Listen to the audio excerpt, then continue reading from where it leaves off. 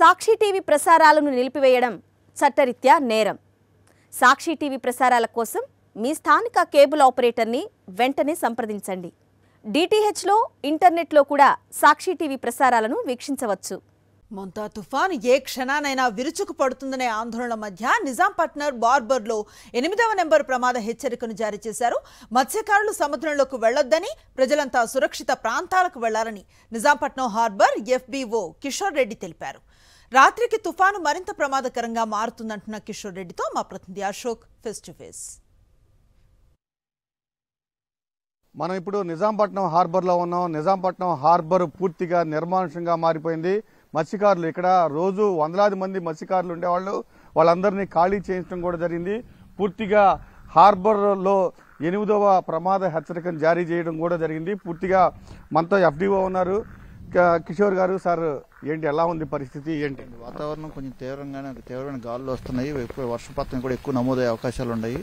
గౌరవ కలెక్టర్ గారు ఇచ్చిన ఆదేశాల ప్రకారంగా గత 2 రోజుల నుంచి కూడా మన మత్స్యకారులందరూ కూడా అలర్ట్ చేసి అన్ని బోట్లన్నీ కూడా తీరానికి తీసుకొచ్చేసి అన్ని సేఫ్ సైడ్లో పెట్టుకోవడం జరిగింది. వాళ్ళ వలలు, వాళ్ళ వేట పరికరాలన్నీ కూడా సేఫ్ సైడ్లో పెట్టించడం జరిగిందండి. ఈ వాతావరణ పరిస్థితులన్నీ మారేంత వరకు కూడా వాళ్ళ వేటకు వెళ్ళకూడదని, అదేవిధంగా తగు జాగ్రత్తలు తీసుకుంటూ వాళ్ళు ప్రతిరోజు కూడా జాగ్రత్తగా ఇంట్లో ఉండి బయట రావద్దని కూడా చెప్పడం జరిగిందండి.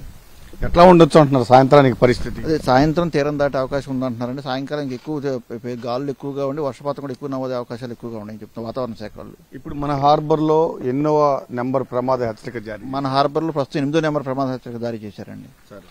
ఇంకా ఏమన్నా ఉండొచ్చా పైకి? అంటే ఇంకా పై నుంచి వచ్చిన ఆదేశాలు, వాతావరణ శాఖలు ఇచ్చిన ఆదేశాల ప్రకారంగానే తర్వాత ఏందనేది ఉంటుందండి. మెయిన్ పూర్తిగా ఇక్కడ వందలాది మంది మత్స్యకారులు ఉండేవాళ్ళు పూర్తిగా ఖాళీ చేసి పూర్తిగా అందరినీ కూడా వాళ్ళ సేఫ్ సైడ్ వాళ్ళ ఇళ్ల కాడకి వెళ్ళిపోయారండి. అందరూ కూడా ప్రస్తుతం ఓన్లీ మా డిపార్ట్మెంట్ వాళ్ళు మాత్రమే ఉన్నామండి ఇక్కడ.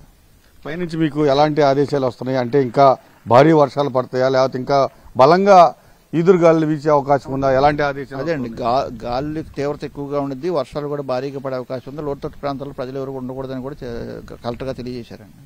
సాయంత్రానికి కొంత పరిస్థితి అయితే సాయంత్రానికి కొంత పరిస్థితి కొంచెం ఆందోళనకరంగా మారే అవకాశాలు ఎక్కువగా ఉండేవి. మనకైతే చాలా స్పష్టంగా అధికారులు చెప్తున్నారు, సాయంత్రానికి అంటే తీరం తాకే సమయానికి బలమైన ఈదురుగాలు వీచే అవకాశం ఉంది. దాంతోపాటుగా వర్షం కూడా భారీ స్థాయిలో, భారీ నుంచి అతి భారీ వర్షాలు కురిసే అవకాశం ఉంది. కాబట్టి ప్రజలంతా అప్రమత్తంగా ఉండాలని కూడా అధికారులు చెప్తూ ఉన్నారు. కెమెరామన్ సంతోష్తో అశోక్, సాక్షి టీవీ, నిజాంపట్నం.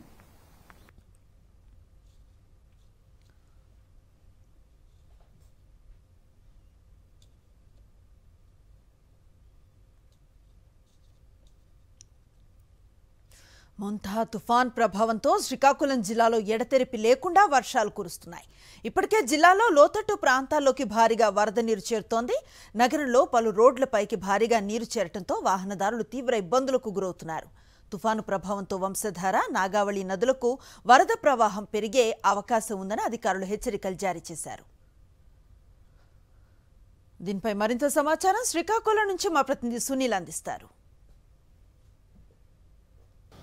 మోంతా తుఫాను నేపథ్యంలో శ్రీకాకుళం జిల్లా వ్యాప్తంగా విస్తారంగా వర్షాలు కురుస్తున్నాయి. ఇప్పటికే శ్రీకాకుళం జిల్లాలోని పలు రోడ్లు జలమయమయ్యాయి. లోతట్టు ప్రాంతాల్లో కూడా భారీగా వరద నీరు చేరిన పరిస్థితి. శ్రీకాకుళం జిల్లా పట్టణ కేంద్రంలోని ప్రధానంగా అయితే డేనెట్ జంక్షన్తో పాటు రామలక్ష్మణ్ జంక్షన్ మరియు ఆర్టీసీ బస్టాండ్ ప్రధాన కూడల్లో భారీగా వరద నీరు రోడ్లపైకి వచ్చి చేరిన పరిస్థితి నెలకొంది.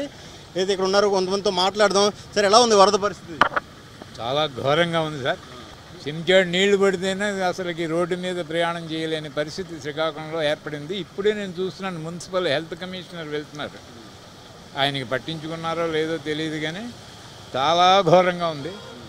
మనుషులైతే మాత్రం నడవలేరు, వెహికల్స్ అలా వెళ్తూనే ఉన్నాయి. ఎంత ఈ మాత్రం లోతు నీరులో ప్రయాణం చేయవలసి వస్తున్నది శ్రీకాకుళం రోడ్లో.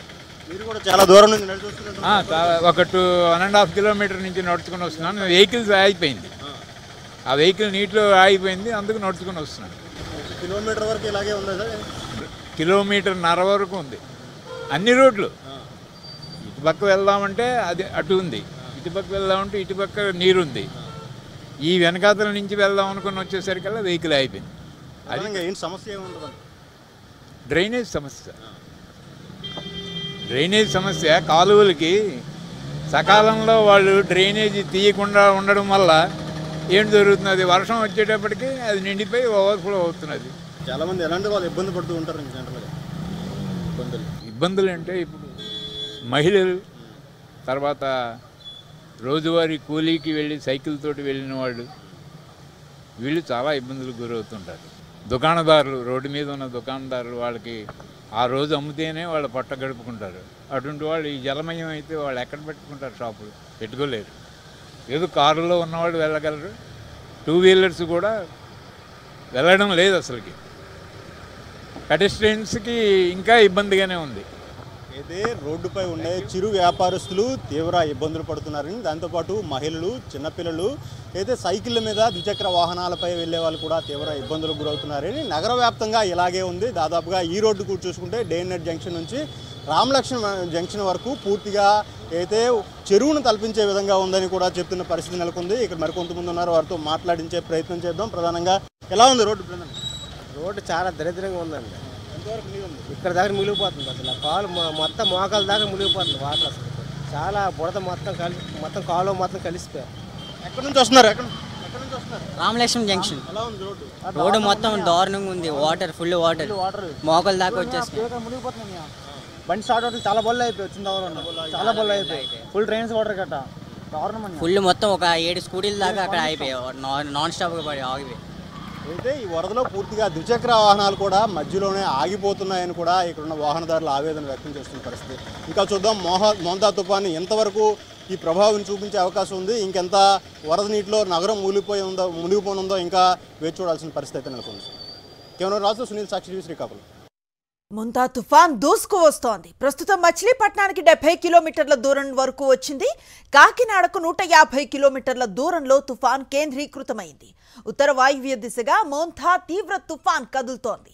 సాయంత్రం 6 తర్వాత నుంచి తీరం దాటే ప్రక్రియ మొదలు కానుంది. రాత్రి 11 గంటలకు పూర్తిగా తీరం దాటే అవకాశం ఉంది. ఓడల రేవు, అంతర్వేది మధ్యలో తీరం దాటే ఛాన్స్ ఉందని వాతావరణ శాఖ తెలిపింది. తూర్పుపాలెం, కేశవదాసుపాలెం గ్రామాల మధ్య తీరం దాటనుంది తుఫాన్. తీరం దాటే సమయంలో అతి భారీ వర్షాలు, తీవ్ర గాలులు వీస్తాయి. సాయంత్రం 6 గంటల నుంచి రాత్రి 11 గంటలే దీనికి అత్యంత కీలకం. రాత్రి సమయంలో మోంతా తుఫాన్ తీరం దాటనుంది. కరెంట్, కమ్యూనికేషన్ వ్యవస్థలు దెబ్బతినే ప్రమాదం ఉంది. తీర ప్రాంత ప్రజలు అత్యంత జాగ్రత్తగా ఉండాలని అధికార యంత్రాంగం ఇప్పటికే సూచించింది.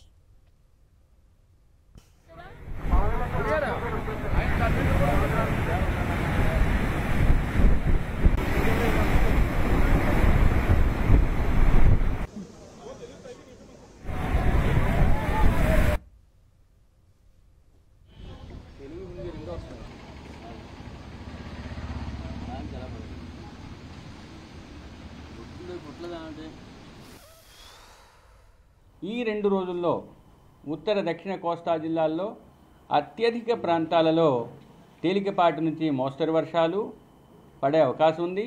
3వ రోజున ఉత్తర కోస్తాలో పలు ప్రాంతాలలో, దక్షిణ కోస్తాలో కొన్ని ప్రాంతాలలో తేలికపాటి నుంచి మోస్తరు వర్షాలు పడే అవకాశం ఉంది. అతి ముఖ్యంగా ఈరోజు గమనించాల్సిన విషయం, శ్రీకాకుళం నుంచి తిరుపతి వరకు ఉన్న కోస్తా జిల్లాలన్నింటిలో, అంటే పశ్చిమ, తూర్పు కోస్తా జిల్లాలన్నింటిలో కూడా భారీ నుంచి అతి భారీ, కొన్ని చోట్ల అత్యంత భారీ 1-2 చోట్ల పడే అవకాశం ఉంది. ఇక నంద్యాల, వైఎస్ఆర్ కడప మరియు అన్నమయ్య జిల్లాల్లోని 1-2 చోట్ల భారీ నుంచి అతి భారీ వర్షం పడే అవకాశం ఉంది.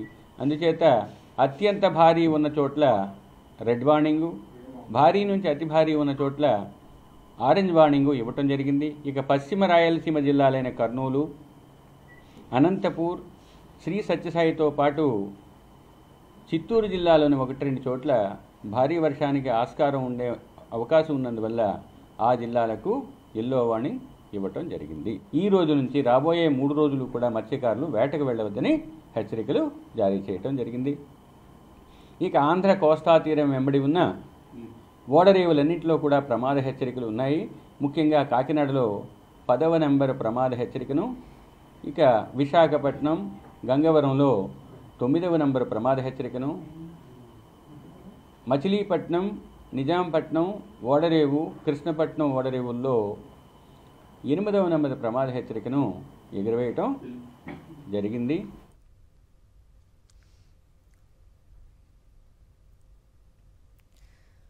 కాకినాడ, కోనసీమ, మోంథా తీవ్ర తుఫాను పడగనీడలో ఉన్నాయి. కాకినాడ పోర్టుకు 10వ నెంబర్ ప్రమాద హెచ్చరికను జారీ చేశారు.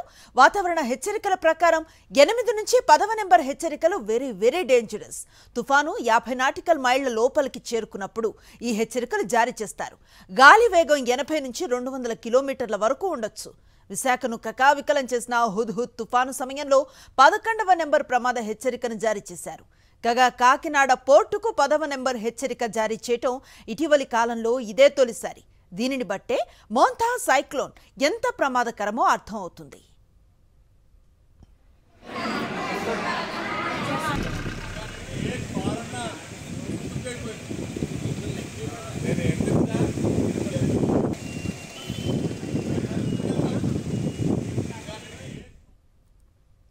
మోంథా సైక్లోన్ వాల్ 50 కిలోమీటర్లు ఉంటుందని ఐఎండీ అంచనా వేసింది. తుఫాన్ వాల్ అంటే సైక్లోన్ సెంటర్ చుట్టూ ఉండే మెరుపులు, భారీ వర్షం, అత్యంత వేగవంతమైన గాలులతో కూడిన మేఘాల దట్టమైన వలయం. దీనిని తుఫాన్లో అత్యంత విధ్వంసకర భాగమని కూడా అంటారు. 1979 మే నెలలో ఆంధ్రప్రదేశ్లో తీరం తాకిన సైక్లోన్ ఐ విస్తృతి 425 కిలోమీటర్లు, అంటే కేంద్ర స్థానం నుంచి 425 కిలోమీటర్ల విస్తృతిలో ప్రభావాన్ని చూపింది. భారత తీరంలో ఇదో రికార్డ్.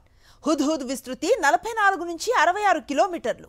ఇప్పుడు సైక్లోన్ మోంథా 50 కిలోమీటర్ల విస్తృతిలో ప్రభావం చూపే అవకాశం ఉందని వాతావరణ విభాగం అధికారులు అంచనా వేస్తున్నారు.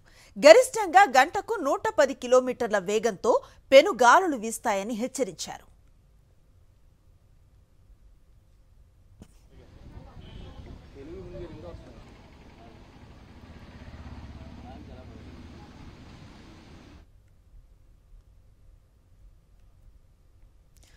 మోంథా తుఫాన్ ప్రభావంతో విజయనగరం జిల్లా సంతకవిటి మండలం సిరిపురం వద్ద చెరువు నిండిపోవడంతో పంట పొలాలన్నీ జలమయమయ్యాయి. పంట చేతికందే దశలో సర్వం కోల్పోతున్నామని రైతులు గగ్గోలు పెడుతున్నారు. 100 ఎకరాలలో పంటంతా నేలమట్టం అయ్యి అపార నష్టం వాటిల్లిందని రైతులు ఆవేదన చెందుతున్నారు. తక్షణమే ప్రభుత్వం ఆదుకోవాలని విజ్ఞప్తి చేస్తున్నారు.